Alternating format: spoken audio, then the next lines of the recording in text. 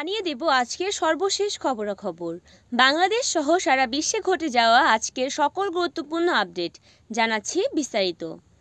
ভারতে খুন হওয়া ঝিনাইদহ ৪ আসনের সরকারদলীয় সংসদ সদস্য আনোয়ারুল আজিম আনার স্বর্ণ চোরাচালানকারী ছিলেন বলে দেশটির গণমাধ্যমে সংবাদ হয়েছে। এ প্রসঙ্গে আওয়ামী লীগের সাধারণ সম্পাদক ওবায়দুল কাদের বলেছেন, তিনি কি ছিলেন সেটা বড় কথা নয়, তার জনপ্রিয়তা দেখেই দল তাকে মনোনয়ন দিয়েছে। আজ বৃহস্পতিবার রাজধানীর তেজগাঁওয়ে ঢাকা জেলা আওয়ামী লীগের কার্যালয়ে দেশটির নবগঠিত যুব ও ক্রীড়া উপকমিটির সদস্যদের পরিচিত সভা ও ঈদ পূর্ণমিলনী সভায় এসব কথা বলেন। এতক্ষণ শুনছিলেন দেশের খবর, এবার আন্তর্জাতিক। মেক্সিকোর উত্তরাঞ্চলীয় রাজ্য নুয়েভো লিওনে সেন্ট্রিস সিটিজেন্স মুভমেন্ট পার্টির নির্বাচনী প্রচার মঞ্চ ভেঙে ৯ জনের মৃত্যু হয়েছে, আহত হয়েছে আরও অন্তত ৫০ জন। বুধবার এটি ঘটেছে বলে নিশ্চিত করেছেন রাজ্য গভর্নর।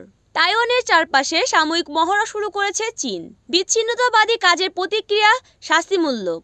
বৃহস্পতিবার ২ দিনের এই মহড়া শুরু করেছে এশিয়ার পরাশক্তি দেশটি। তাইওয়ান প্রণালী ও চীনের উপকূলের ঠিক পাশে তাইওয়ান নিয়ন্ত্রণে বেশ কিছু দ্বীপ ঘিরে এই মহড়া চালানো হচ্ছে। চীনের এই ধরনের উদ্যোগ খুবই উদ্বেগজনক বলে এক প্রতিক্রিয়া জানিয়েছে যুক্তরাষ্ট্র। এতক্ষণ সাথে থাকার জন্য সকলকে ধন্যবাদ। সাথে ছিলাম আমি অরণি। ২৪ ঘন্টার সকল খবর জানতে চোখ রাখুন এনএন টিভির পর্দায়।